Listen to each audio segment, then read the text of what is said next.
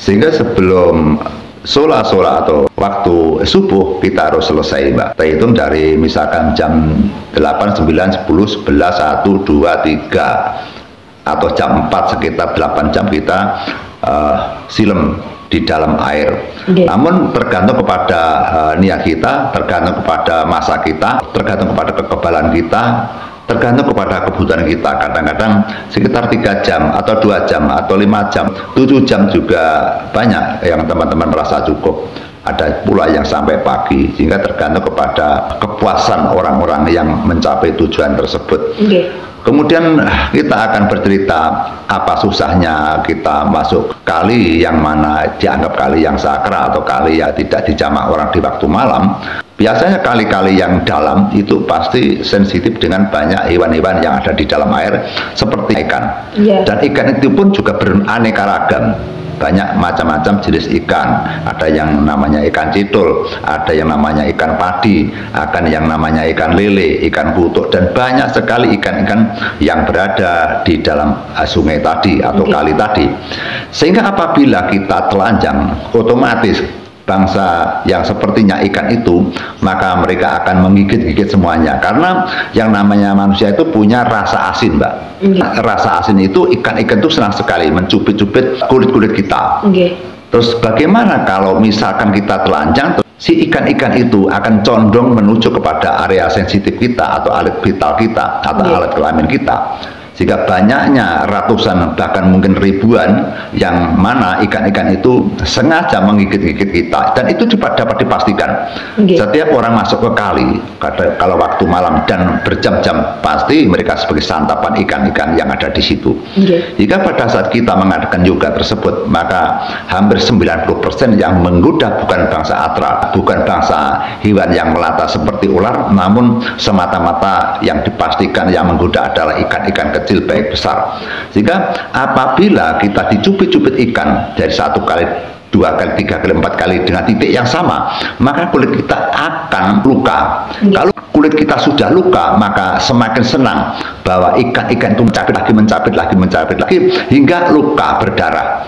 Kalau luka berdarah, kita mengeluarkan darah, otomatis hewan itu atau ikan itu lebih senang sekali karena merasakan darah-darah kita.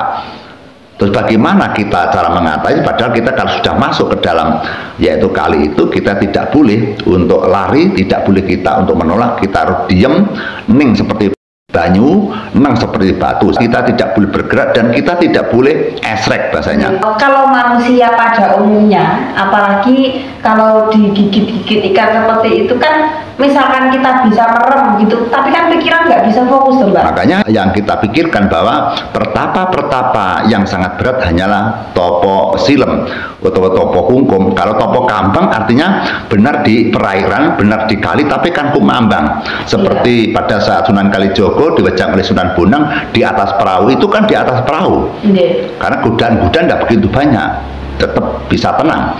Tapi kalau yang namanya kungkum itu godaan sangat banyak sekali, dan itu pernah saya rasakan berkali-kali. Sangat susah sekali kita menghindari cubitan-cubitan, gigitan-gigitan. Ada pula ikan yang besar, karena ikan yang besar itu giginya sudah bergerigi, Mbak, sehingga sakit sekali. Bagaimana kita bisa menahan sakitnya apabila ikan-ikan itu menggigit pada tubuh kita? Bahkan setelah kita mentah atau kita sudah uncat dari tempat itu, badan kita merah-merah semua.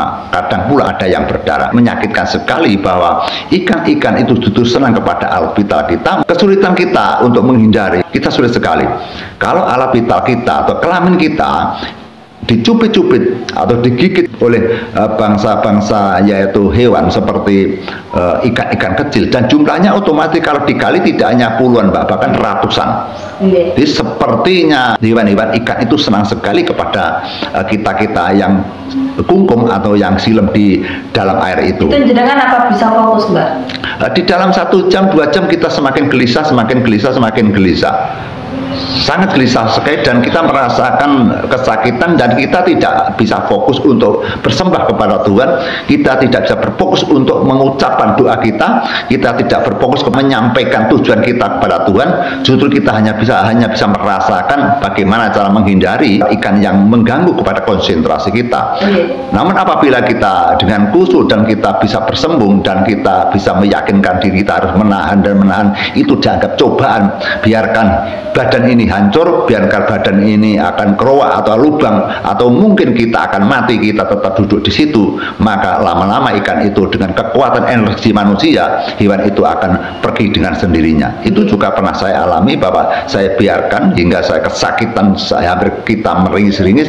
Akhirnya apa yang terjadi sekitar jam 2, jam 3, hewan itu satu pun tidak ada yang menghampiri kita. Itu bukti nyata apabila kita sudah dimasuki energi dari Sang Pencipta alam, maka semua pun akan menyisih dan akan menghindar dan akan ketakutan, dan tentu kita akan diselamatkan Sang Pencipta alam. Sehingga yang namanya gaib itu tetap ada, Mbak. Sehingga kekuatan Tuhan, kemudian kesaktian Tuhan, perlindungan Tuhan itu tetap ada. Karena itu pernah saya rasakan, kita bayangkan kalau nanti sekitar jam 2 atau mungkin jam 1 ini kita tetap digoda ikan, maka kita akan pergi dari sini, kita tidak akan bisa meneruskan lagi seperti itu, Mbak. Sehingga ternyata setelah kita akan angkat kaki, tiba-tiba berkurang sedikit lama-lama ikan-ikan itu menghilang dan tidak mengganggu kita, dan kita akan bisa fokus hanya beberapa jam saja. Jika setelah pada waktu sore hingga tengah malam digoda oleh ikan-ikan yang menggigit kita, namun di akhir-akhir, di ujung-ujung terakhir kita berdoa sekitar jam 2, jam 3 atau jam 4, maka ikan itu bisa menghindar, bisa pergi daripada tubuh kita, dan kita akan bisa fokus. Dengan fokus itulah yang kita bisa melepaskan cobaan, bisa menahan kesakitan, maka akan dilindungi Tuhan Sang Pencipta alam. Dan itu jarang-jarang terjadi. Kadang-kadang dari sore sampai pagi terus diganggu, Mbak. Ya, tetap kita tidak bisa melangsungkan. Akhirnya masih 2 jam kita sudah mentas, kadang-kadang 1 jam sudah mentas, kadang-kadang 4 jam kita mentas. Tapi kita pun juga pernah bahwa kita menyerahkan diri apabila kita mati sudah siap, apabila kita sudah kesakitan berdarah-darah kita juga siap. Ternyata justru kita pasrah sumarah-marah Gusti, ternyata justru malah ikan-ikan itu akan menghindar kepada kita, dan tujuan kita ternyata sukses 100%. Dan menggembirakan sekali bahwa doa kita pada saat digoda ikan itu kita bertahan dan kita menyerahkan diri, ternyata permohonan kita diijabah oleh Allah Subhanahu wa taala, diijabah oleh Tuhan, tujuan kita bisa sempurna, sukses.